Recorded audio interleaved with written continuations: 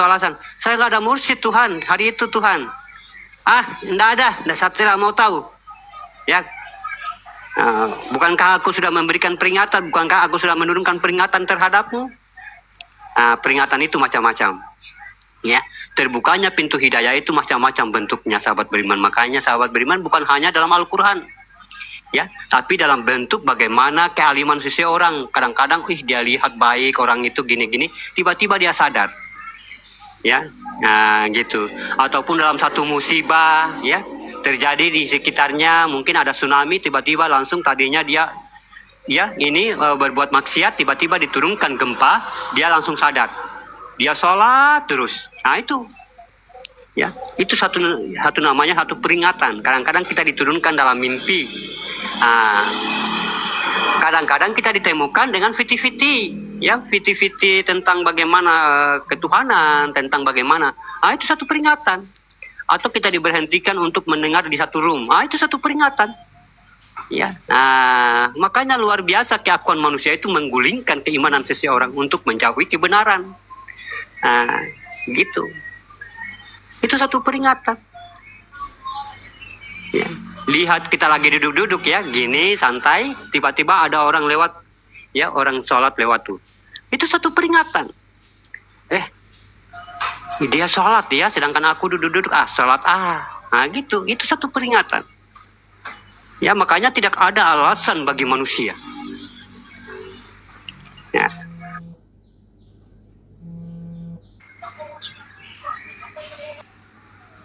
Tanyalah. Belum ada. Cakaplah siki-siki, siapa tahu paham saya. Ya. Itulah Bang Icus. Andi, tanyalah Andi. Yang masih muda itu suruh bertanya. Kalau yang tua nggak usah ditanya. Macam mana pula ini, ya? Peka bisu je. Ya. Belum ada Pak Guru. Masya Allah.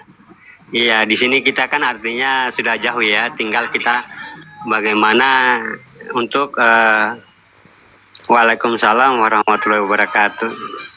Bagaimana kita hanya cukup melengkapi, ya. Di sini kita sudah mantap nih, ya. Jadi pemahaman-pemahaman ini hanya sekedar kebutuhan ilmu atau amalan kita pertajam, ya. Pertajam. Biar satu pisau yang tajam itu tambah tajam, gitu, ya. Iya. Masya Allah. Iya, benar kata-kata. Alhamdulillah. Baru kali ini saya dengar ada kajian tentang terlahirnya sholat dari sebelum nyata sampai nyata. Iya, Masya Allah. Iya. Ya Allah, berkah selalu. Ya, itulah ilmu, ya. Ya. Terima kasih banyak. Sama-sama Bang Cus. Itulah ilmu, sahabat Berkah beriman, selalu, ya. dan sehat selalu. Apa kata Allah, ya? Apabila Al-Quran saya itu yang 30 juz itu kujadikan butiran-butiran ilmu dan kuturunkan ke alam dunia ini, mungkin tak akan muat. Ya, walaupun itu lautan menjadi tinta pena dan daun sebagai lembaran kertas untuk menulis ilmuku dalam Al-Quran, tidak akan bakalan muat. Makanya merugilah orang-orang yang tidak memiliki ilmu itu, apalagi dia ngaku Islam. Ya, merugi tuh. Makanya kalau kita seorang muslim baru kita dikatakan miskin ilmu, padahal sudah dikatakan, ya. Seandainya Al-Quran ini kujadikan butiran ilmu dan kuturunkan ke dunia, lautan sebagai tintanya dan daun sebagai bukunya untuk menulis, tidak akan mampu. Lalu kita di situ Islam, lalu kita mengatakan miskin ilmu, kan tidak wajar, gitu. Ya, selayak-layaknya, sebaik-baiknya, ya dikit lah, gitu, ya. Jangan awam mulu. Gitu. Makanya tidak ada alasan untuk umat Islam. Makanya di situ ada al-ilmi dalam Asmaul Husna. Ya, sebagai sifat Allah itu sendiri. Ya, dan sebagai bagaimana nama Allah itu sendiri. Ya, kalau dia mengatakan saya ini kan orang awam, buta ilmu. Enggak boleh itu. Makanya derajat kita dalam Nurul Islam itu di atas kubah masjid itu sebagai bintang dan bulan. Itu derajat kita tuh. Kalau kita mandangin tuh di menara masjid tinggi ya, tinggi. Makanya kita harus kayak gitu. jangan kita terus bilang katanya dari tanah, makanya kita di tanah terus gitu. Tidak pernah sampai ke langit. Boro-boro terbang. Iya, makanya kita hanya menganggap diri kita ini dari tanah. Makanya ya tanah terus gitu. Kita mentajalikan kita dengan tanah. Ya. Kalau orang yang mentajalikan dirinya dengan tanah ya diinjak-injak tanah tuh ya. Gitu. Karena kita hanya tahunya kita berasal dari tanah. Coba kita bilangnya kita itu umat muslim kayak bulan dan bintang. Siapa yang mampu ke sana tuh? Ya. Yang selalu merendah. Ya. Tidak bisa kita kalau kita merendahkan tentang adab, tapi kalau wibawa kita terhadap diri kita kepada Allah tidak bisa, sahabat beriman ya. Tidak bisa. Kecuali merendahkan tentang bagaimana dalam adab ya, mungkin sesama atau kayak gimana bisa, tapi untuk merendahkan diri kita sendiri merendahkan diri kita sendiri dalam hadapan Allah tidak bisa ya. Kita ini tinggi loh derajatnya, kita ini mulia ya, kita ini kelas kakap ya, kelas kakap. Kalau dikatakan petinju itu ya sebanding-bandinglah dengan Miktisen gitu gelarnya. Masya Allah. Kelas berat kita. Masya Allah. Jadi tidak pantaslah manusia mengatakan dia buta buta ilmu, orang awam. Tidak pantas tuh. Apalagi dia mengatakan saya ini kan makhluk. Itu tidak boleh ya. Itu kalau kamu mengatakan kamu makhluk, itu di dalam tuh dia langsung menggerutu, langsung dia bersedih. Masya Allah. Langsung dia bersedih. Ini manusia nggak ada syukur-syukurnya. Saya hidupin dia, saya bikinkan dia zohir, lalu dia bilang aku ini makhluk. Mana letak derajat saya? Ya, dia sedih. Ya. Apalagi kita dalam sholat, ya, kita yang menggerakkan mereka tuh, itu, ya. Coba kamu, Bang Cus yang bosnya, lalu saya yang perintah kamu, Mbak Cus, mau nggak? Astagfirullahaladzim. Ya, saya yang bos, Bang Cus yang bos, saya anak buah, saya perintahkan Bang Cus dalam kerja tuh. Padahal Bang Cus ini bos di situ, bos dalam perusahaan. Kira-kira bagaimana Mbak Cus? Pasti Bang Cus ini pasti kecewa. Begitu juga tentang rohani. Apakah bukankah rohani itu dia memiliki rasa, dia memiliki perasaan, dia memiliki hati? Ya. Tapi tidak mau saya jadi bos Bang Hamba kalau Bang Hamba jadi anak buahnya. Tidak mau saya jadi bos. Iya, insya Allah. Insya Allah kita semua jadi bos ya. Amin. Amin. Pada diri sendiri. Sendiri. Sama Amin, amin, amin. anak-anak. Iya, jangan cuma bos sendiri-sendiri, tapi bos yang nyata. Amin. Allah. Amin. Iya. Amin. Aku pengen jadi bos kerupuk. Masya Allah. Punya kerupuk biar gratis. Kalau makan kerupuk gratis. Giliran Pak Guru bilang suruh jadi bos pada amin semua.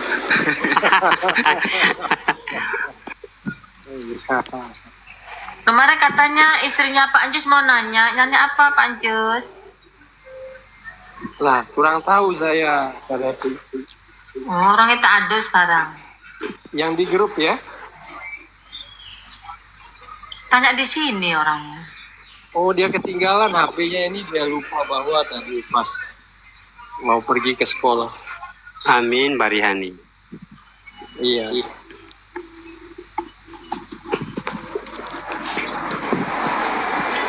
Ya harus gitu ya sahabat beriman. Jadi tidak bisa kita mengucilkan diri kita sendiri ya. Nah, kalau dia tentang kerohanian, kalau kita masih duduknya di fikih ya, tentang bagaimana kita duduk, tidak boleh kita memaksakan diri kita ya. Kita Itu Mbak Marlene tanya, istri boleh jadi bos Pak Guru? istri boleh jadi bos ya Guru? Boleh. Boleh, Bu. Yang penting Yang baik berilmu. hati, yang baik hati, tidak sombong, suka menabung. Ya. Manusia itu yang penting kalau dia menjadi seorang pemimpin ya tidak dinilai dia wanita ataupun laki-laki. Allah kan hanya memandang kejujuran ya, di situ keadilan. Ya, tidak memandang satu jenis ya, memandang keadilan.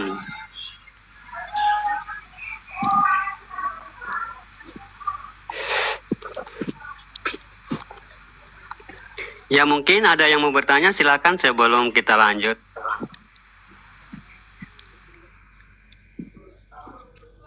Monggo. Lanjut saja. Lanjut Ojo. saja Pak Guru. Ojo isin-isin, podo-podo wong Jawa kiki kok. Pojo Indonesia. Podo-podo. Itu maaf Bang Yuda, tentang sholat wusto, cara Ya. cara memakainya gitu Bang Yuda. Maksudnya mempraktekkan secara johir dan batinnya itu Bang Yuda saya belum paham banget.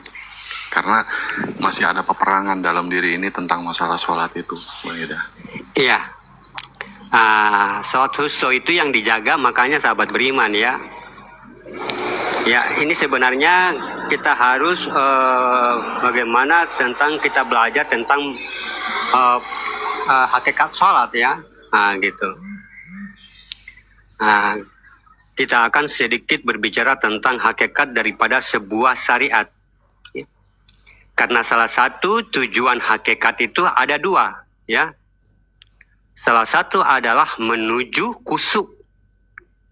Waalaikumsalam warahmatullahi wabarakatuh ya. Salah satu adalah menuju kusuk.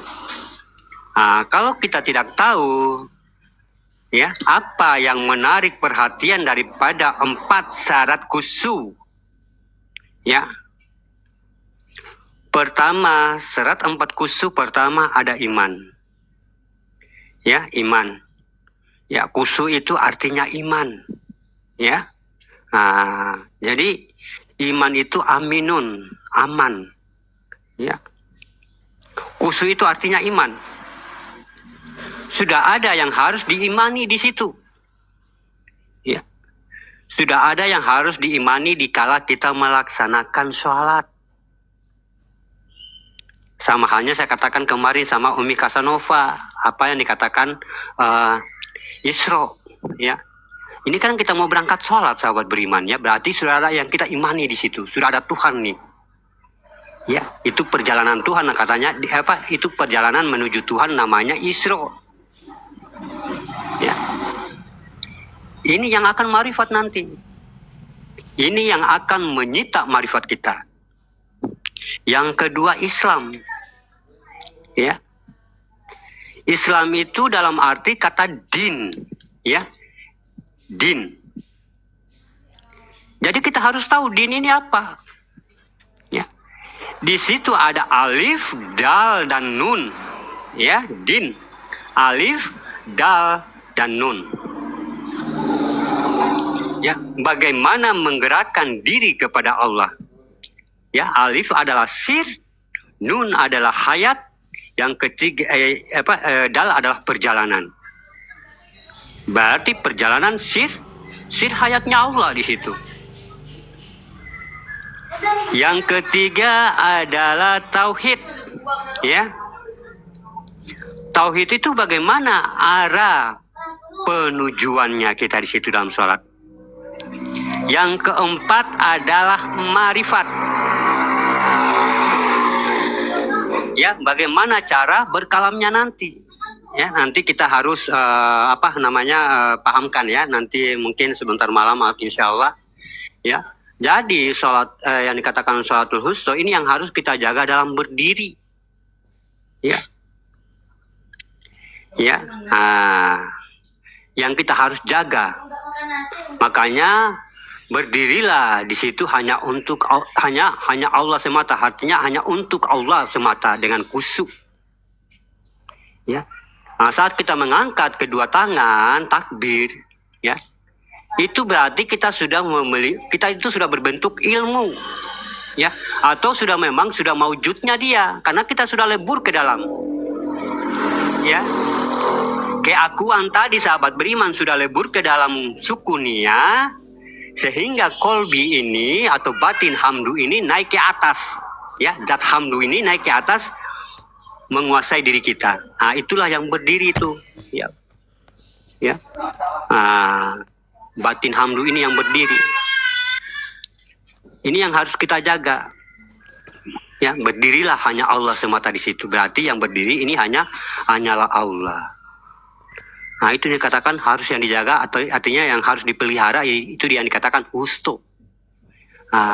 Dan berdiri kedua yaitu setelah ruku.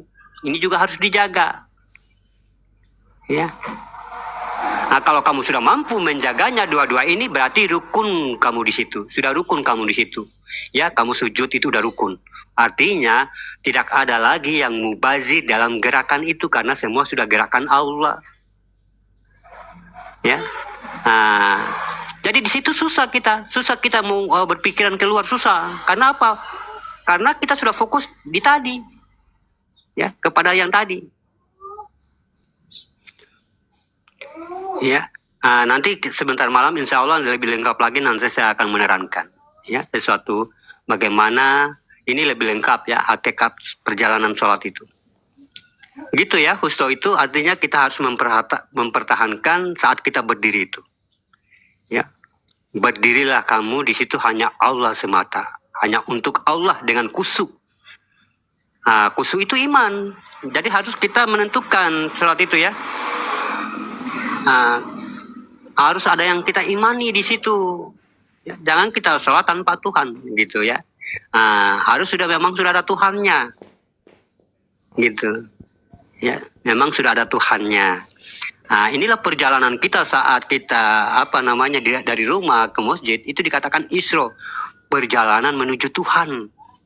Bukankah Nabi kita itu dari bumi, mau naik ke langit ke-7, itu kan perjalanan menuju Tuhan tuh, Isra namanya. Sampai ke atas terjadilah Miraj. Ya, bahwa sesungguhnya dirimu itu diriku, diriku itu dirimu. Ya, bagaimana yang zohir ini, yang keakuan ini sudah lenyap dalam kesukunia, ya, dia berganti, dia berpindah, ya. Dari dalam keluar ke dalam, ya, keluar ke dalam keluar. Itu namanya Miraj. Ya, perjalanan kerohanian. Ya. Jadi sebelum kita sholat kita harus lihat dulu, ya, nyatakan dulu Tuhan itu. Makanya saat kita berjalan ke rumah itu kita memang harus sudah meniatkan untuk sholat, untuk artinya sudah menetapkan ketuhanan itu. Jadi sampai kita sudah di masjid itu kita sudah fokus di situ, ya. Jangan main-main, ya, karena yang kamu injak itu sijadah tuh, ya. Sijadah itu Al-Quran, ya, bukan karpet dia, ya. Sijadah itu Al-Quran, as-sejadah 32, kalau dibalik 23 menjadi Al-Mu'minun, ya. Beruntunglah orang-orang yang khusyuk dalam sholatnya, beruntunglah kamu orang-orang yang berilmu, yang khusyuk dalam sholatnya. Kalau 32 as-sejadah batasan antara Tuhan dengan kemanusiaan. Makanya jangan main-main, kalau kamu tidak tahu hakikatnya itu sejadah itu hanya naik sembarang doang, itu kamu sama halnya menginjak Al-Quran. Ya. Nanti malaikat dia tidak tulisnya kamu menginjak sejadah, tulisnya kamu di situ dosa. Ya. Makanya yang mampu menginjak sejadah itu adalah orang-orang yang berilmu, atau dia memang bentuknya wujudnya itu sudah berbentuk ilmu. Ilmu itu kan Allah, ya. Saya sudah ulang-ulang katakan, ya. Al-ilmu itu Allah, al-ilmi namanya Allah. Berarti artinya ya dia sendiri gitu. Ya. Jadi memang kebenaran-kebenaran dalam sholat ini memang kita harus belajar betul-betul ya. Nanti saya akan sedikit sebentar malam sahabat beriman ya, saya akan menerangkan. Ya, karena dia panjang tuh. Ya, lebih detail lagi. Nah, ini yang dijanjikan oleh Allah. Jadi di sini kita tidak ada untuk menutup rahasia. Semua ini untuk kebaikan kita masing-masing. Ya. Tidak ada yang kita tutup-tutupi ilmu ini sahabat beriman ya. Jadi saya keluarkan semuanya tuh. Ya. Nah, nanti ya insya Allah beliau sudah ada sebentar malam sambil kita tawasulan, sambil kita menerangkan sholat itu. Ya. Jadi yang dikatakan Husto tadi, Bang Andi, ya, berdirilah kamu hanya Allah semata. Bukan berarti kita itu tidak ada di situ, ya. Bukan berarti zohir kita itu tidak ada, cuma tidak ada lagi sifat rasa kepemilikan.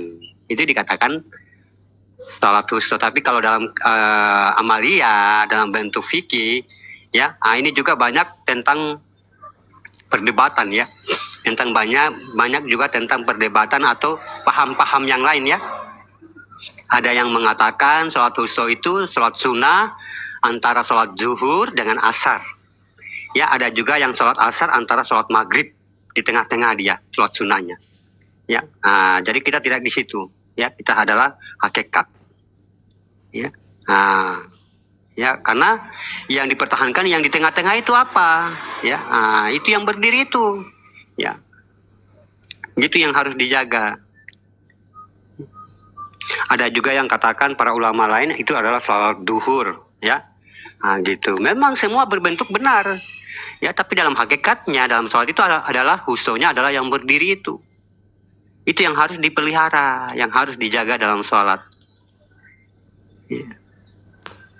Makanya kalau kita masih di fikih atau dikatakan di syariat, ya, baru kita memaksakan diri kita dalam kerohanian ya,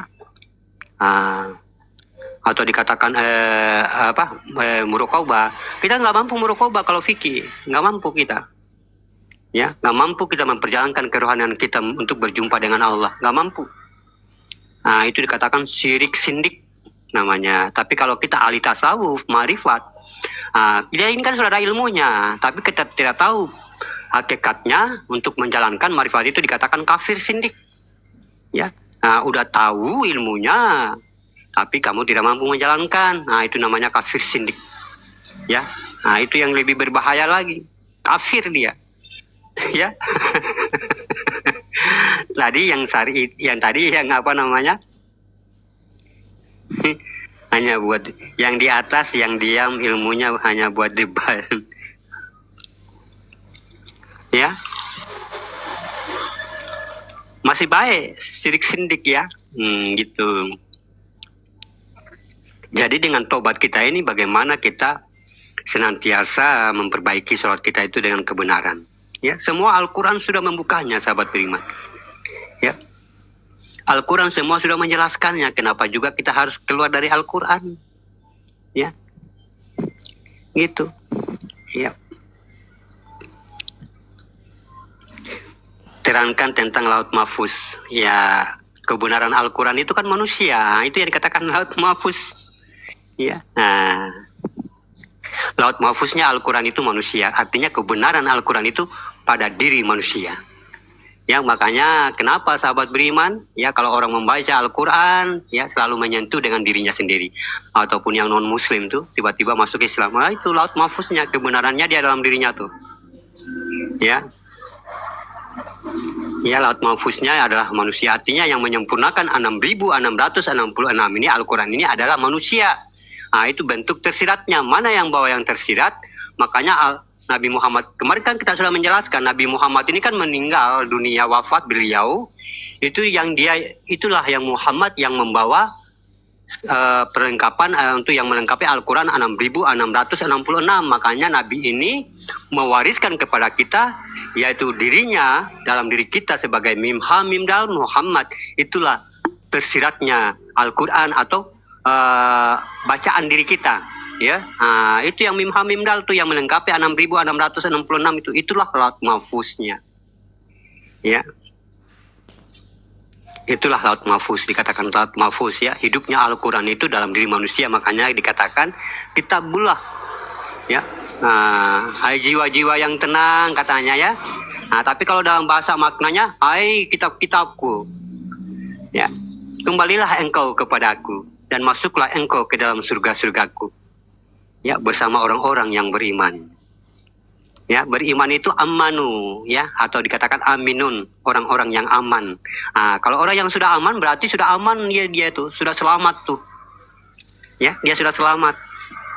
Makanya ya ayyuhallazina amanu, hai orang-orang yang sudah amanah, hai orang-orang yang sudah aman. Ya, aminun ya, aminun itu ya, aminun itu amanah. Gitu. Makanya sholat itu diserukan kepada orang-orang yang sudah amanah. Ya, makanya sholat itu diserukan kepada orang-orang yang sudah aman. Kalau belum aman belum bisa sholat. Gitu maksudnya Allah tuh. Ya, karena nggak bakalan nyambung. Kalau kamu belum aman lalu kamu menghadap yang maha suci ini, ya sama halnya itu air dengan minyak. Ya, nggak nyambung, nggak bisa tercampur. Ya, masa maha suci kamu menghadapkan dengan bersekutu dong, ya nggak mau nyambung gitu. Gitu makanya yang diserukan ya ayyuhallazina amanu. Ya, kalau kita sudah merasa diri kita sudah memiliki syarat sholat tadi, sahabat beriman ya, ada iman ya, ada apa namanya, ada marifatnya, ada Islamnya, wajiblah kita sholat. Ya, tapi bukan berarti di sini kita menyuruh kita untuk memberhenti sholat. Ya, sholatlah nggak apa-apa sambil dengan kita memperbaiki. Ya, sambil kita memperbaiki itu jangan kita berjalan dalam kerugian terus ya, karena hari-hari demi hari ini berganti ya. Kalau kamu rugi ya akan rugi terus sampai seumur hidup.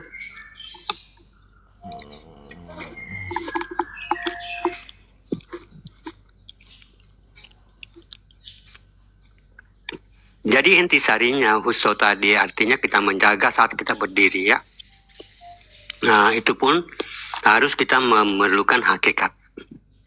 Ya, kenapa dalam syariat itu ada hakikat ya? Hakikatnya syariat ada, hakikatnya hakikat ada, ya, tarekatnya hakikat ada, marifatnya hakikat ada. Karena hakikat ini yang ruh, ya. Karena hakikat ini yang ruh, makanya dia di mana-mana ada, ya. Kalau di syariat ada ruhnya, kalau di syariat ada hakikat. Syariat berarti zohiru rabbi wal batinu abi. Itu syariatnya tuh.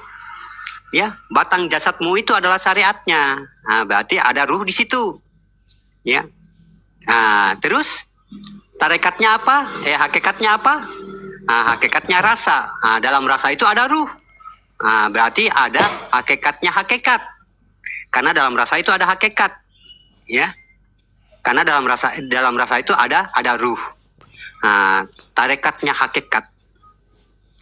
Qalbi itu kan ada ruhnya lagi tuh. Ya. Qalbi itu ada ruhnya lagi. Ya. Hakikatnya marifat. Ya. Itu sudah semua tuh, ya, atau yang sudah dikatakan Allah, marifatullah. Itu Allah tuh zat. Zat ini tentunya yang menggerakkannya adalah ruh. Ya, gitu. Berarti dia semua hakikat ini dimanapun dia ada. Ya, ada syariatnya hakikat. Ya, hakikatnya syariat itu dikatakan syariatul Nabi. Ya, itu syariatnya hakikat. Ada syariatul Nabi, ada syariatullah, ada syariatul fikih. Itu, ya, hakikatnya syariat. Ya, makanya kalau dia sudah naik dalam hakikatnya syariat ini menjadi fikih tadi menjadi faqih. Faqih itu faham hakikatnya hakikat. Ya. Makanya ada Islam kasab, ya, Islam muksinin, ya, Islam arifin, Islam bila, pokoknya sampai 7 tahap. Itu derajat tuh. Derajat, makanya 7 pintu langit, ya, 7 langit, ya, 7 langit kesadaran tuh. Ya. Gitu. Allah tuh melihat kita semua sama, sahabat beriman. Ya, kita ini semua bersaudara, ya. Karena Allah tidak memandang jenggot kita, tidak memandang jubah kita, tidak memandang kopiah kita, ya, tapi Allah memandang ke kolbu kita, ya. Allah memandang ke kolbu kita, ya. Allah memandang ke kolbu kita, sahabat beriman. Ya. Karena apa? Kolbi itu tidak berbohong, ya. Kolbi itu tidak berbohong. Yang mampu berbohong itu adalah penampilan, ya. Nah itu, makanya dia tidak melandaskan kepercayaannya kepada penampilan. Betul. Ya. Dia melandaskan kepercayaannya Allah semata pada kolbi seseorang. Itulah getaran. Makanya setiap ayat yang kita baca, kalau kita melalui getaran, itulah kebenaran. Iya, bergetar-getar. Nah gitu sahabat beriman ya. Nah, berarti dia sudah menjadi hidup ayat-ayatnya. Itulah menjadikan getaran tuh. Ya, contohnya Allah, Allah, Allah, Allah. Ini kan kita masih baca nih ya, kita masih baca Allah, Allah. Nah, tapi kalau Allah ini kita hidupkan di dalam diri kita, bahwa di dalam kita ini menyebut Allah, Allah sudah hidup. Nah, berarti kita harus senantiasa hidupkan diri kita dalam bertuhan. Nah, itulah kebenaran. Ya, Masya Allah. Ya, sahabat beriman. Ya, ini saya sedikit menyampaikannya. Di sini, jadi kayak gitu sahabat beriman ya. Masya Allah, ilmu sahabat beriman Allah itu dengan bermaksud menurunkan ya luar biasa. Ya, Allah itu tidak pernah berniat jelek sama umatnya, sama hambanya. Dia menurunkan pemahamannya itu bahwa Allah ini sungguh dekat, maha sayang kepada kita. Makanya saat-saat kita mendengarkan pemahaman, Masya Allah, padahal Allah itu begitu dekat dengan kita ya. Iya, dekat dengan kita, cuma kitanya juga nggak peka di situ. Ya. Bukan nggak peka kepada diri kita, nggak peka kepada ilmu-ilmu Allah. Ya, nggak peka kepada pemahaman-pemahaman yang disampaikan ya. Gitu.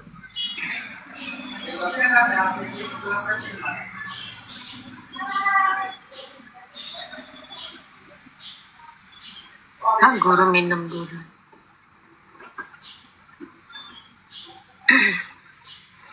Gitu ya Bang Andi.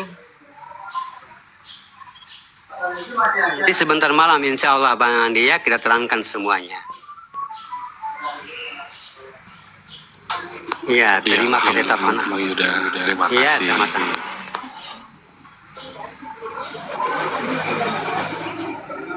Ini saya sedikit menyampaikan ya sambil kita tunggu jam 12.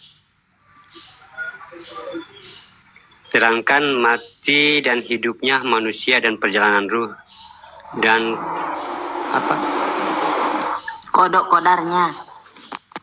Terangkan mati dan hidupnya manusia, perjalanan ruh dan pada kodo dan kodar. Kodok kadar.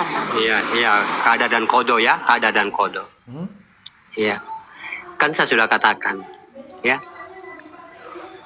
Ya, kadar itu satu penetapan ya. Kodo itu masih dituliskan. Contohnya gini, nggak usah banyak-banyak ya. Makanya banyak orang yang menyalahkan takdir. Gini, ini kita sudah di atas tower ya, mau bunuh diri. Ini mau bunuh diri nih, itu Allah sudah menuliskan. Ya, Allah sudah menuliskan. Itu dikatakan kodo. Tapi apabila kamu di situ memiliki kesadaran, ya, atau pikiran yang panjang, artinya memiliki kesadaran hati di situ. Ya, satu kejadian ini yang artinya ini namanya kamu mau terjun nih. Ya, tapi apabila hati kesadaranmu di situ memenuhi bahwa ini adalah perlakuan yang buruk untuk membunuh diriku, ya, ini bisa kita mencegahnya itu. Ya, tentang kejadian ini. Makanya dikatakan takdir itu bisa dirubah dengan doa. Ya, ini bisa kita mencegahnya.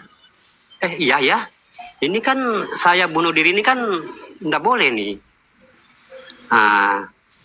Ya, tapi apabila di situ kita memang menetapkan pas kita loncat, itulah takdir, itulah kadarnya. Jadi Allah itu tidak bagaimana ya? Makanya kita itu kebanyakan menyalahkan Allah. Ya. Contohnya kita sakit. Ya, contohnya sakit. Ini kalau kita tidak minum obat, lalu kita berpasrah, padahal Allah tadi masih menuliskan. Ya, menuliskan perjalanan manusia itu.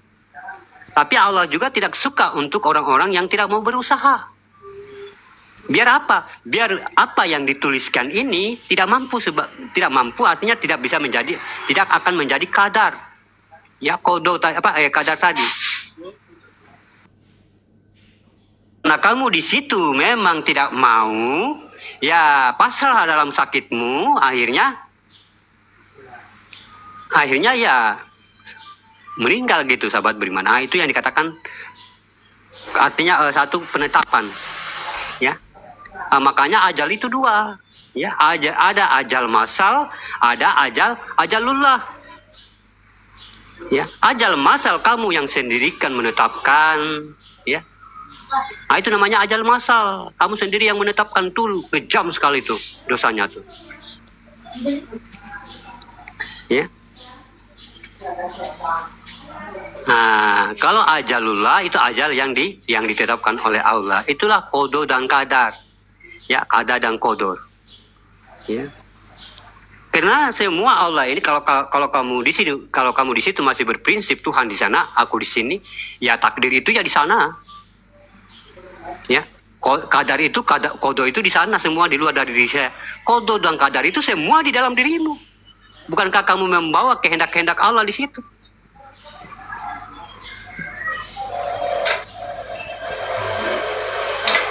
Hah? Makanya kalau kita senantiasa menjaga gerakannya ini, takluk kepada gerakannya, ya, sesuatu yang akan menjadi kadar tadi, penetapan tadi atau takdir, ini tidak akan terjadi. Nah, contohnya kita lagi jalan, ya. Ini sudah diperjalankan kita. Ini kan kita jalan nih, kita jalan membawa kehendak Allah nih, ya. Kita jalan tuh membawa gerakan Allah tuh. Tiba-tiba di jalan ada uang, ya, 1 juta rupiah, nggak ada pemiliknya. Ini kita jalan semua kehendak Allah nih, ya. Nah, di situ Allah memperjalankan kamu untuk melihat sesuatu uang ini. Nah, itu dikatakan masih dalam tulisan, masih dalam artinya Allah itu masih menuliskan perjalananmu. Nah, tapi apabila kamu tidak takluk kepada kehendak dan tidak takluk kepada yang menyaksikan, ini kamu berbuat. Nah, itulah yang dikatakan kadar. Kenapa dikatakan kadar? Karena kamu membawa juga kehendaknya Allah di situ. Tapi dengan cara pemikiranmu, dengan cara bagaimana keakuanmu.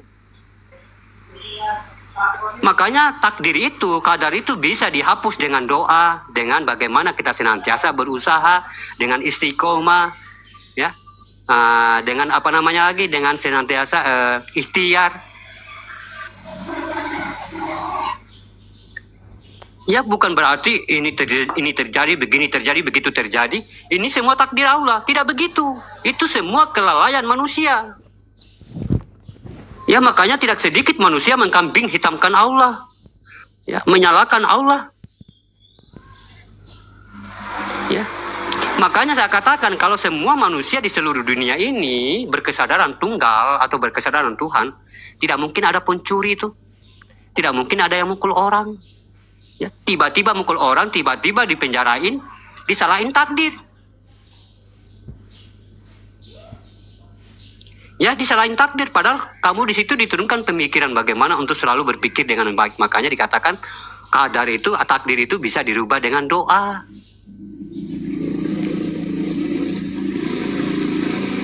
Banyak tuh. Dia begini, dia begitu. Itu karena Allah tuh, kasihan. Saya miskin karena Allah, salahin Allah pula, padahal di situ dia tidak mau berusaha. Makanya tidak sedikit kita manusia, apalagi umat muslim, ya, menyalahkan Allah. Ya, kita ini senantiasa 24 jam membawa gerakan Allah, itu semua namanya qada. Ya. Tentang bagaimana badal tadi, perjalanan batin dia, dikatakan qada. Ya. Suatu penulisan memang sudah dituliskan begitu. Ya, dalam keadaan ini bagaimana itu akan, kalau kamu memang sesuka hatimu, akan memunculkan satu takdir atau dikatakan kadar tadi, kadar tadi. Karena kamu sudah menetapkan. Kalau kamu tidak menetapkan, tidak akan terjadi. Tidak akan, sulit akan terjadi, sahabat beriman. Sulit. Makanya Allah katakan, ya, bukankah aku di situ sudah menurunkan pikiranku, akalku untuk kamu berpikir, makanya dia turunkan penglihatan. Penglihatan itu adalah aras bagi manusia, aras bagi Allah. Dia setiap melihat ini kan dia memberitahu, ya. Jangan kamu lakuin, itu dosa. Ya. Tapi karena keakuan kita muncul di situ sebagai manusiawi, mungkin berhatikan rakus, berhatikan jin dan iblis, ya, ngelakuin, mukul orang, tampar orang, ngambil barang orang. Ujung-ujungnya di penjara, bilangnya Allah, takdirnya Allah tuh. Di mana? Ya.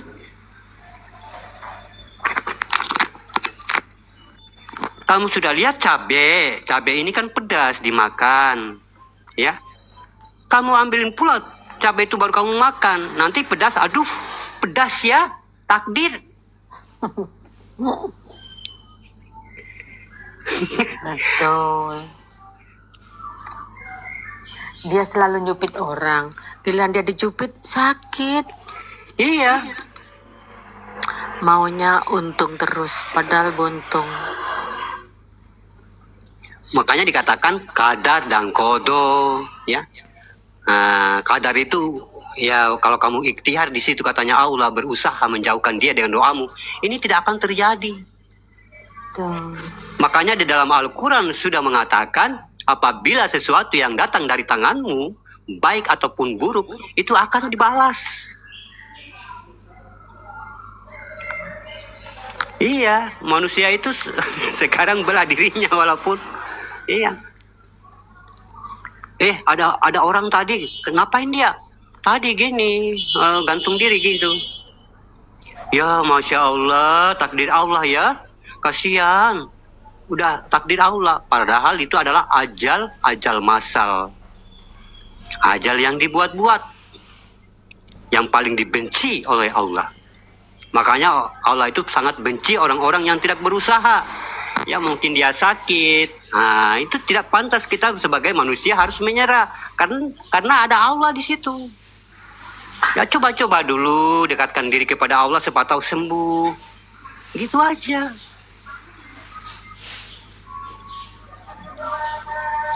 Ya, makanya kadang-kadang kita ngukur kekuasaan Allah itu dengan batas akal kita. Nggak mungkin lah Allah mau kasih sehat, nggak mungkin. Itu, kita ukur batas kekuasaan Allah dengan pikiran kita. Makanya nggak sampai. Nggak sembuh kita. Ya.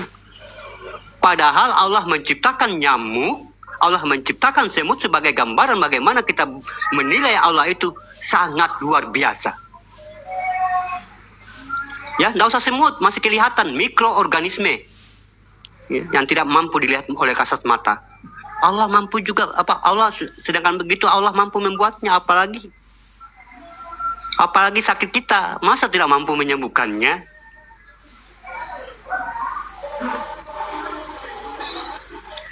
Ya. Makanya jangan sekali-sekali kita membatasi kekuasaan Allah itu dengan akal kita. Ya. Makanya dikatakan kadar dan qadar itu karena kita ini membawa keakuan Allah, membawa gerakan Allah. Makanya orang yang mampu memahami gerakan dia ini tidak akan mungkin menjadi kada. Ya, tidak akan mungkin membuatkan satu terjadi. Ini kan semua satu penulisan. Ya, satu perjalanan lika-liku manusia. Bagaimana perjalananmu itu senantiasa kamu perbaiki, kamu bagusin kata Allah. Biar nggak terjadi hal-hal yang buruk, apalagi untuk menghilangkan nyawa kita masing-masing. Kayak gitu kan maksud Allah.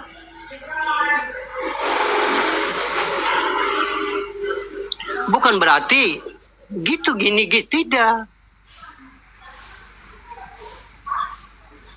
Ya.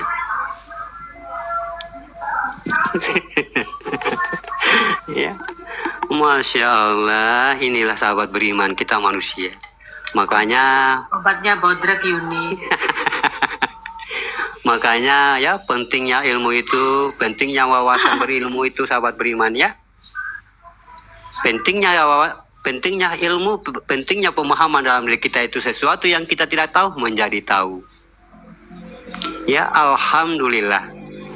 Berarti tidak ada sedikit pun Allah ya merasa iri, ya, merasa benci kepada. Tidak ada sedikit pun tuh, walaupun sebutir debu yang tidak kelihatan. Tidak ada tuh sifatnya Allah kayak gitu. Kenapa? Allah ini kan maha kasih. Allah ini kan maha sayang. Maha cinta. Ya, apalagi kita sampai kita tega, kita mengartikan kadar itu adalah penentuannya. Masya Allah. Ya. Sampai di mana kerendahan dia? Kita yang merendahkan Allah, martabat Allah, marwah Allah. Ya, sehingga kita mengatakan kadarnya itu sesuatu yang terjadi itu, atau dikatakan takdir itu ya takdirnya Allah tuh. Ini yang tidak masuk akal. Ya, makanya Allah itu tidak pernah menciptakan neraka dan surga. Yang menciptakan itu siapa? Ya kamu tadi. Masa Allah mau menciptakan neraka? Yang menciptakan itu ya kamu. Yang menciptakan surga itu ya kamu. Ya, bukankah semua sudah ada di dalam dirimu? Ya.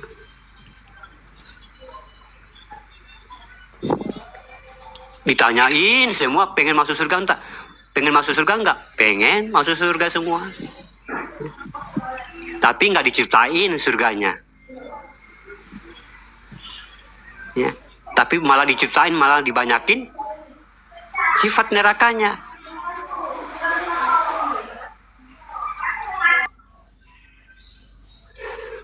Tapi dia kalau kita ngajak ngobrol kita ngomongin dia, kamu masuk surga nggak? Pengen.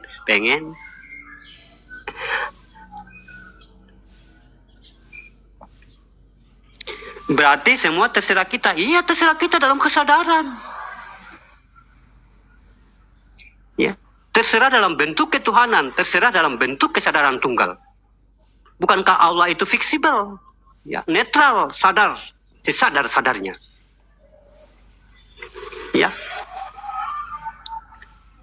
Allah itu sesadar-sadarnya.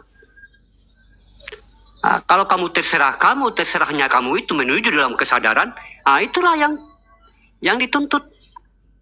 Tapi kalau terserah kita seenaknya kita berbuat ini dan itu, ya, itu yang kamu tuntut juga. Juga itu nanti yang kamu akan rasakan. Kenapa ada kaya dan miskin, mati dan hidup? Bukan kaya dan miskin. Tidak ada di dalam Al-Quran mengatakan, hai hamba-hambaku kamu miskin, gak ada. Ya, Allah itu maha kaya. Berarti yang membuat dia miskin adalah ulahnya sendiri. Ya, adalah ulahnya sendiri. Ya. Mungkin cara dia berdoa tidak tepat, mungkin cara dia berusaha tidak tepat, mungkin cara dia mengelola usahanya tidak tepat. Ya. Nah, itu. Kalau kamu yakin Allah itu maha kaya, ya, tidak akan ada yang miskin. Kenapa? Doanya sudah tepat, cara kerjanya sudah tepat, dia selalu menghadirkan Allah di situ.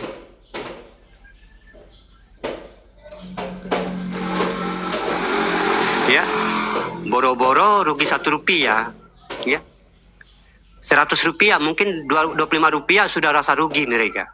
Nah, ini kadang-kadang tertutupnya keberkahan dari bentuk kecil-kecilnya begitu. Begitupun juga kenapa ada yang hidup dan ada yang mati, ya.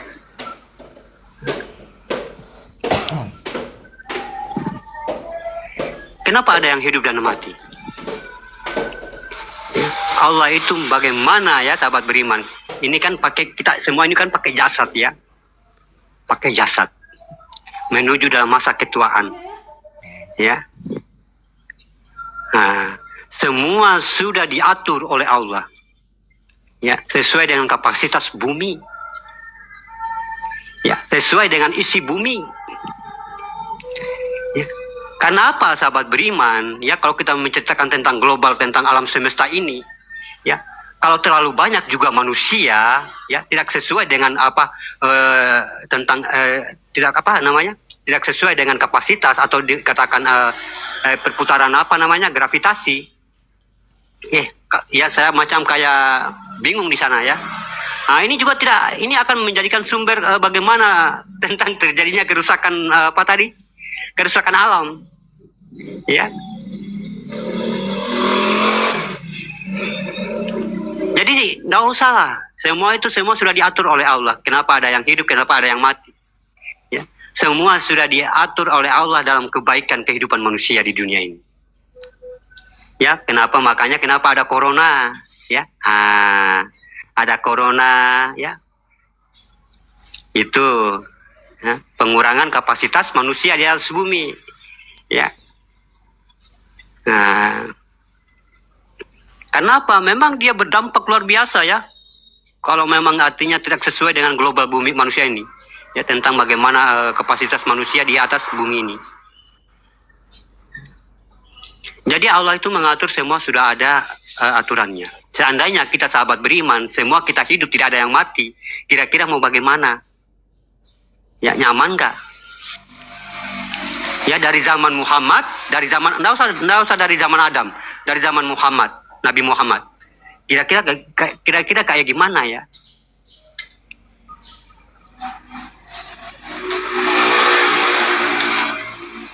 Ya, kira-kira kayak gimana?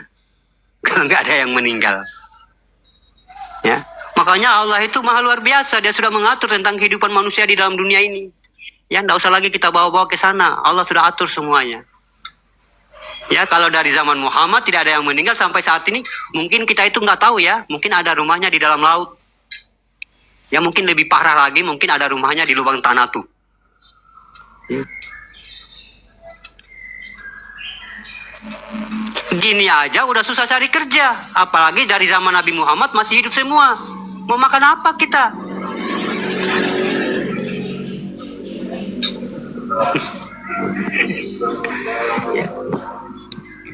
Gini aja udah, ya.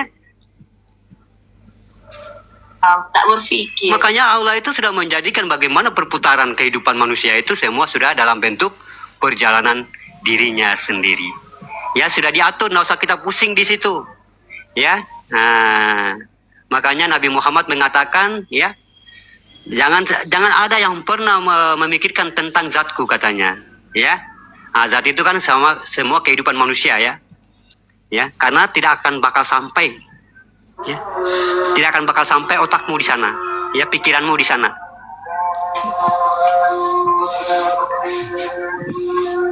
Ya. Makanya tidak bisa kita mengatur ya, kenapa harus orang meninggal, kenapa harus ada yang hidup, ya, karena memang sudah semua dalam perjalanannya ya, semua sudah ditentukan.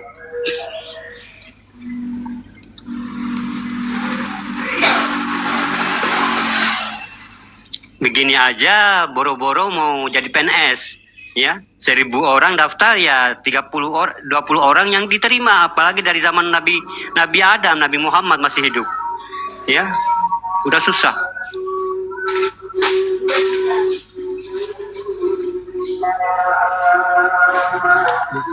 Udah bertahun-tahun nggak jadi PNS. Ya, Masya Allah, ya, kesyukuran bagi Tapi tetap hidup. Iya, Tapi itu yang kan tetap hidup. nah, itu yang saya bersyukur ya, itu yang saya bersyukur masih diberikan kesehatan. Iya. Boleh bertanya apa motivasi untuk anak muda? Ya. Nah, motivasi untuk anak muda, jangan kamu pernah menyentuh sesuatu, artinya bukan murhimu. Itu aja ya. Jangan pernah menyentuh yang bukan murhimu, atau apalagi sampai merusaknya. Itu aja motivasinya, nggak usah yang lain deh. Ya, itu aja dulu. Kenapa? Itu yang akan membuat kamu nanti suatu kelak, kamu ada anak dan istri, yang akan membuat kamu bagaimana kehidupan tadi yang kamu pertahankan dalam masa mudahmu, ya, itu akan membuat kejayaan bagi diri kamu, keberkahan hidup kamu dalam nanti berumah tangga, ya. PNS itu apa, Cikgu? Ya. PNS, ya. Ya, dinas pembantu pemerintah, pembantu negara. yang gajinya ditetapkan itu loh. Pegawai nasional ini, pegawai nasional.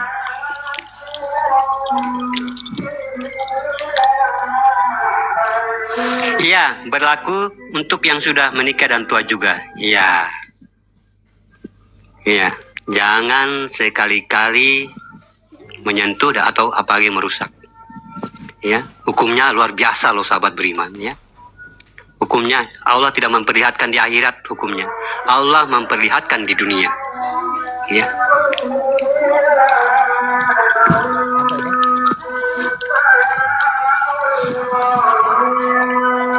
Ya, itu aja motivasi, ya.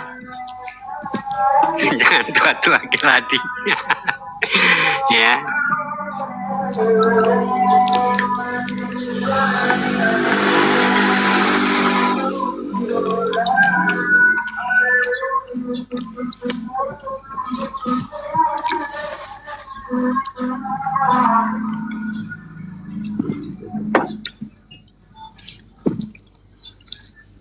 Ya, silakan yang mau bertanya tadi.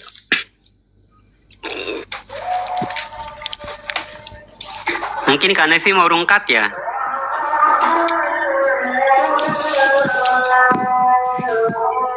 Piye iki pada Enggak. gitu. Saya mendengar tadi lagi. Jangan, Jasmine. Silakan Pak Guru kalau mau minum dulu.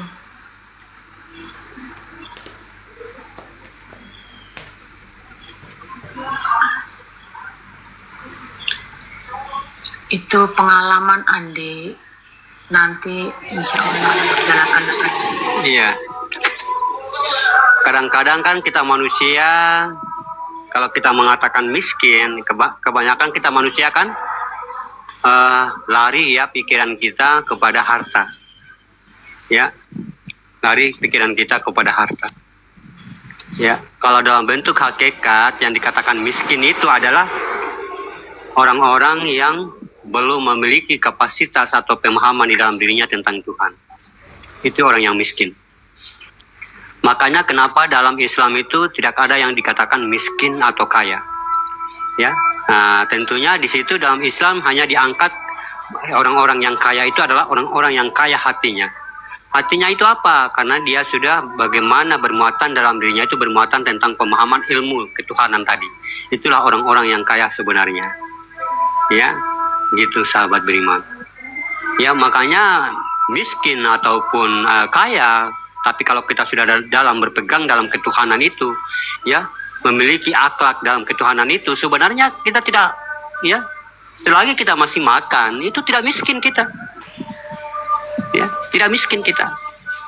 Ya, tapi kalau kita dalam pembahasan untuk kita mengatakan materi tentang kekayaan, yang kaya itu bagaimana kecuali orang konglomerat, itu tidak bisa kita bahas begitu, ya. Tapi kalau dalam bentuk akal manusia, ya, itu yang kita bahasnya orang-orang kaya itu orang-orang yang punya mobil 5, itu orang yang kaya. Tapi padahal orang yang kaya itu orang yang sudah memiliki ketenangan, ya, ketenangan jiwa di dalam dirinya. Hati dan jiwa. Hati dan jiwa. Itu yang dikatakan kaya. Makanya dalam Islam itu tidak pernah membahas tentang bagaimana ada kaya dan miskin, tidak ada. Ya, makanya Allah katakan maha kaya. Maha kaya itu yang mana? Ya, orang yang memiliki ketenangan jiwa. Nah, itu yang kaya yang sesungguhnya itu.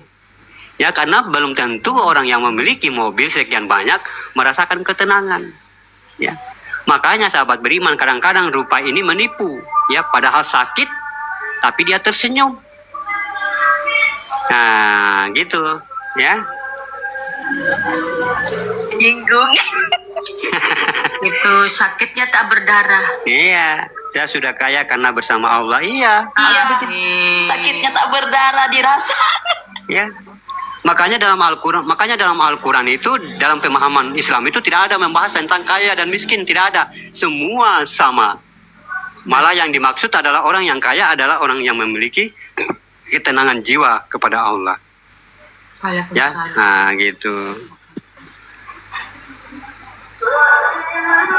Tolong Pak, saya minta arahan, sedang pasrah bahwa berdoa dengan Tuhan saja saya segan.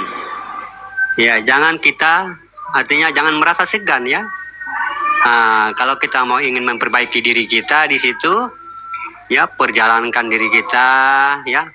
Katanya Allah, ya tidak ada lagi tobat yang aku terima di sisimu ya Robku, selain engkau mematikan dirimu. Itu tobat, ya. Kita harus mematikan diri kita. Apa yang kita matikan sahabat beriman? Ya, rasa memiliki tadi. Ya, makanya kalau ada rasa memiliki di dalam hati ini, pasti kita senantiasa merasa sombong, ya, iri. Karena apa? Sifat-sifat naf-naf tadi, yang nur-nur tadi kita merasa memiliki. Ya, contohnya melihat, merasa memiliki. Tentunya kita akan membawa melihat ini dengan cara diri kita, ya.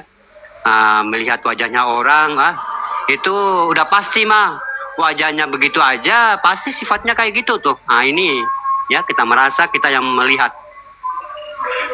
Kekuatan kita merasa diri kita yang kuat. Kalam kita merasa kita yang berkalam, sehingga tidak banyak manusia di medsos ya mengejek ya, menghina ya, pokoknya macam-macam dah. Nah, tapi kalau diperiksa profil PP-nya dalam TikTok itu Islam Muslim, tapi saya juga heran sampai di situ sahabat beriman ya. Karena apa? Karena kita merasa itu kalam kita, suara kita, mutakalimun kita. Gitu. Makanya ilmu marifat ini bagaimana ilmu untuk menundukkan kelemahan kita. Ya, menundukkan kelemahan kita. Ya, bahwa hanyalah Allah yang Maha Kuat, Maha segalanya di situ. Ya. Ya, jadi saya itu kayak kadang-kadang trauma buka Facebook ya.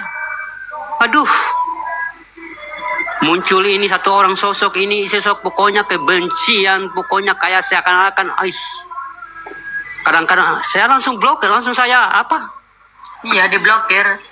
Langsung saya blokir itu saya uninstall Facebook. Makanya saya masuk kenapa saya tidak lama-lama di TikTok? Ya, itu kadang-kadang kalau saya masuk di TikTok itu langsung saya ke live, langsung saya ke room. Kenapa? Jangan sampai saya menggulir. Ya, menggulir ini apa namanya? Tayangan-tayangan yang lain. Ya. Ya, kadang-kadang saya cuma menggulir, tapi kadang-kadang saya nggak baca komen. Takut saya. Masya Allah, banyak manusia untuk memecah belahkan. Ya, kebencian, kedengkian sana sini. Ada yang diedit kepala ini, Ya. Tapi kalau kita tanya Muslim ya Muslim gitu. Kenapa? Mereka merasa semua mereka di dalam dirinya ini mereka punya, ya, mereka punya.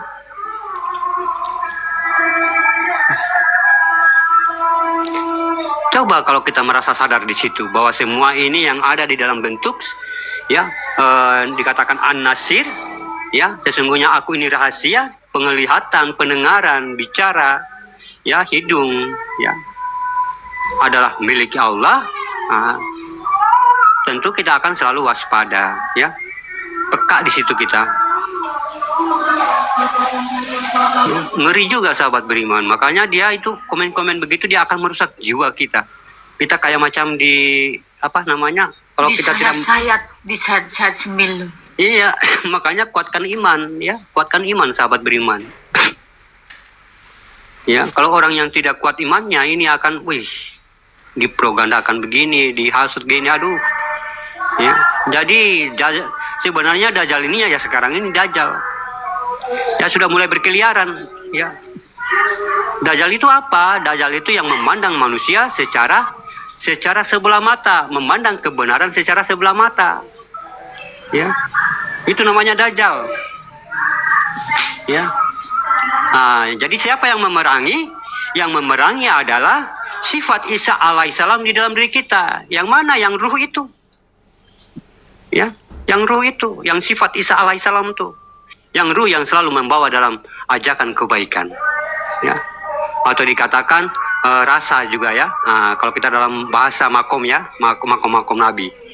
Makom Nabi itu semua ada Isa, ada Musa ya, ada Ibrahim ya.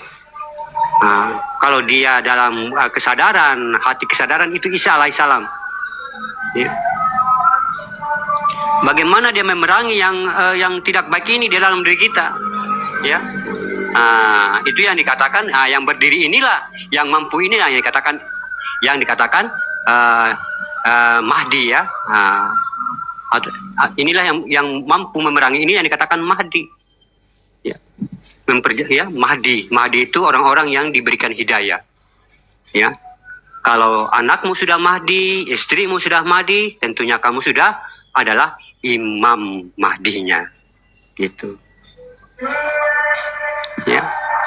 Jadi tidak perlu kita keluar di luar, tidak perlu, ya, tidak perlu kita mencari di luar. Semua ada di dalam diri manusia.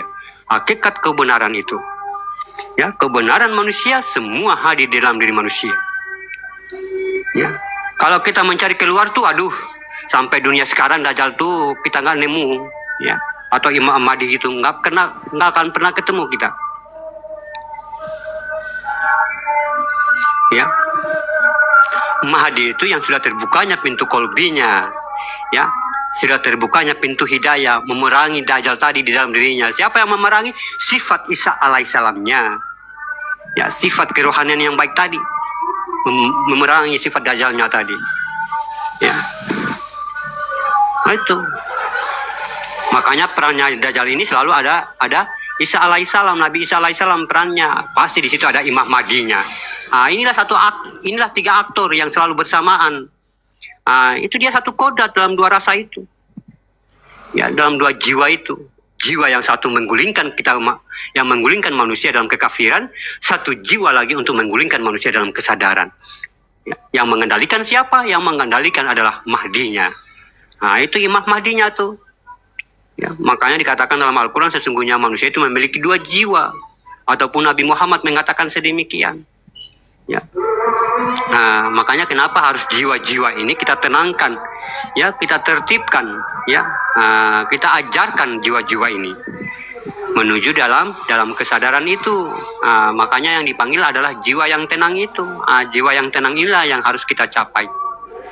Ya. Kalau Mahdi yang kamu anggap keluar, ya saya nggak tahu tentang bagaimana kata orang ya, karena kita di sini berbicara tentang hakikat. Ya, kalau Mahdi tentang di luar saya ya wallahu alam ya, semua ada di dalam diri saya.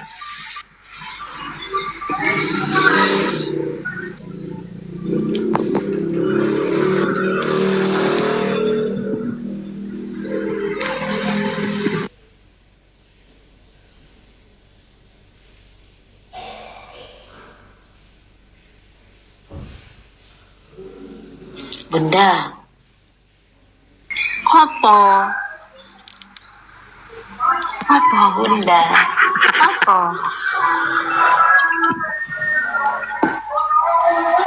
Iya, ya. Apa Mbak Yuni? enggak. Jadi semua keyakinan, bentuk keyakinan tidak bisa kita keluar dari dalam diri kita. Ya. Mau pemahaman syariat, ya syariat itu berarti dalam bentuk zohirku. Itu tidak bisa keluar dari diri kita. Pemahaman hakikat berarti hakikat itu adalah rasaku, tidak bisa keluar dari diri kita. Ya, tarekat berarti adalah pemahaman kolbiku, tidak bisa keluar dari diri kita. Ya. Makanya yang dikaji dalam perbuatan zohirku, ya. Makanya yang dikaji sebagai hakikat adalah perbuatan zohirku. Contoh zohirku yang berbuat, hakikat yang merasakan. Ya. Zohirku yang berbuat atau syariatku yang berbuat, di situ hakikatku yang merasakan. Berarti yang mengkaji itu hakikatku, rasanya. Oh, berarti yang menggerakkan ini, yang menggerakkan syariatku ini adalah rasa ya. Gitu. Ya. Jadi tidak boleh kita keluar dari diri kita, tidak boleh. Ya. Apalagi kita mengatakan ini lain, aduh. Ya. Tidak boleh kita keluar. Syariat, hakikat, tarekat, marifat semua di dalam diri manusia. Ya. Kalau kamu tidak ada syariatnya, ya lah.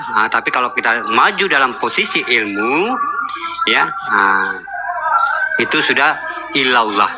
Ya. Ilallah itu sesungguhnya aku adalah Allah.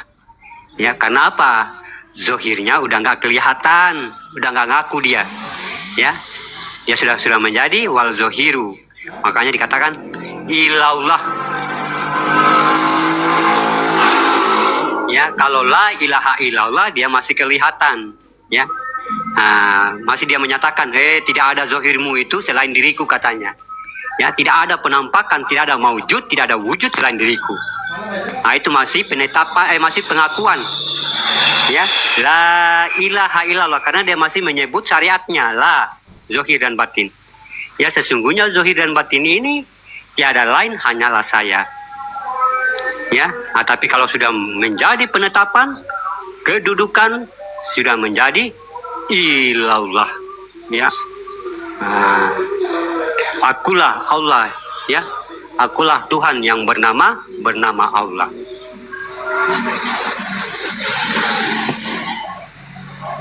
Amin.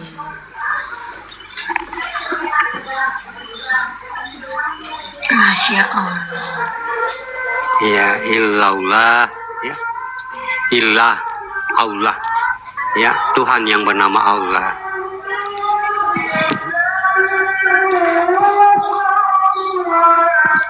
Inilah kesadaran mutlak.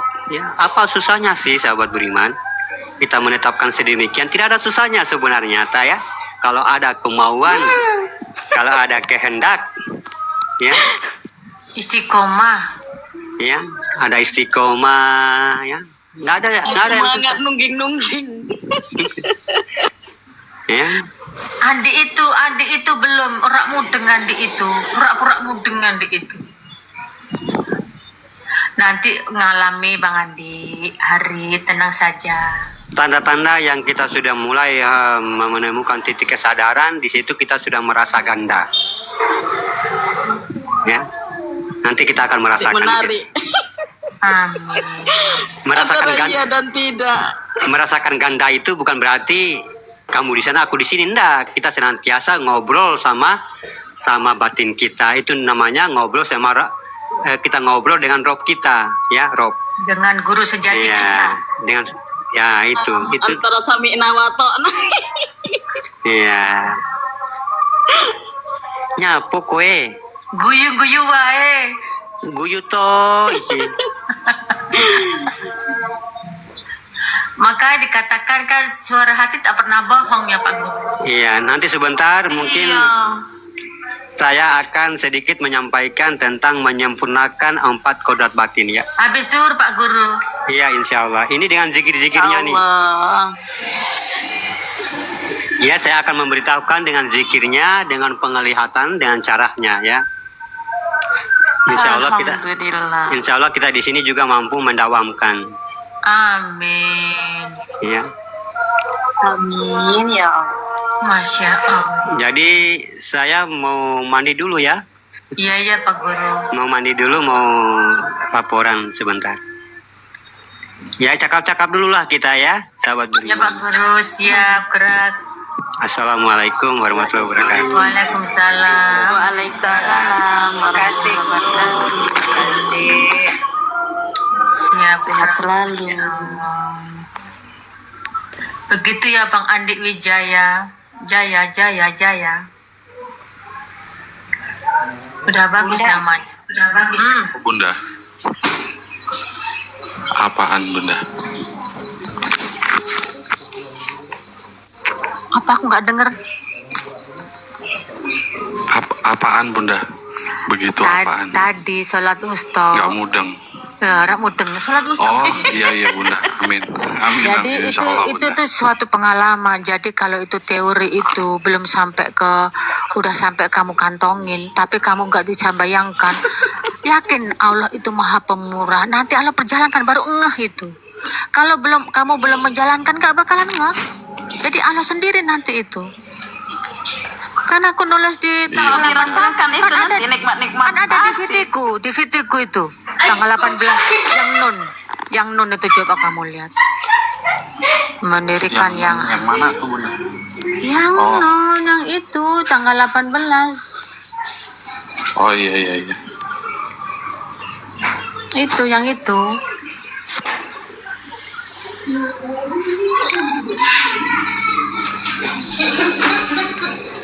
Jadi kalau aku dulu makanya gimana caranya ya duduk manis di situ aja, jangan kalau orang jolim kan komen tuh gimana caranya gini-gini, itu nggak bakal terjadi. Tetapi kalau dia ngomen hanya amin hanya apa, suatu saat Allah perjalankan, bukan detik ini, entah besok entah lusa, Allah berikan perjalanan itu. Makanya katanya kalau sudah merasakan itu kan cuma bertemu satu kali ya Bunda, maka selalu Iya, istiqomah lah kekal sampai di situ. mati. Tapi kadang ada juga yang ketemu berkali-kali belum mendapat pelajaran, kan dia sombong. Kayak kemarin itu, iya kan? Belum Iya, bisa jadi iya. obat untuk dirinya, masih sakit, kerjaannya ke rumah sakit. Kalau kita orang makrifat ke rumah sakit malu sama kucing. Iya kan? Kita itu obat itu ada di dalam diri kita. Penyakit itu bisa Iya. ditanya. Kenapa kamu nggak akur dengan dirimu? Semua ada di dalam diri. Rindu dan cinta Bunda. Apa Kita itu? ngalah, maunya penyakit itu apa? Kamu maunya apa? Kan kemarin aku tanya, kamu maunya apa gitu. Kan kita itu kerja terus. Dia marah. Ya udah, besok aku tidur di Bunda rumah. tanya Mbak Yuni dong Bunda. Opo. Dia cinta mulu. Aku pengen tahu cintanya dia seperti apa. Apa itu? Cintanya dia ya sebesar laut. Sebesar laut dan samudra Hindia. Seperti Allah ya Bunda. Jadi sebenarnya itu kita itu ininya kita nggak bisa mencintai Allah dengan cara apa? Ya kita sayang sesama ciptaannya itu, baru Allah hadir ke kita. Iya. Tapi kalau kamu dengan teman sekelas semua aja kamu nggak akur, Allah nggak ridho di situ, nggak ada keberkahan di Iya. situ. Gitu. Jadi kamu akur nggak dengan Habibin Nas itu, baru Allah turun murni ke kita semuanya. Salam ya. Amin. Allah taburkan, Allah limpahkan rezeki zohir dan batin itu kepada kita Anaknya semuanya. Travel aja ya. Cuman di situ terus ketemu Travel aja. baik non muslim apa kita doakan, moga Allah selamatkan, moga Allah bahagiakan. Jangan kayak netizen itu julid, kayak tadi nanya Pak Guru Brondong itu, dia pinter kakak. Ya udah, nggak Jangan apa-apa. kayak jadi Doraemon. Ya. Cuma diaminkan aja. Solo-solo itu nanti Allah jadikan untuk kita. Itu kan semua kan perjalanan dia semua. Coba Andi turun, lihat itu video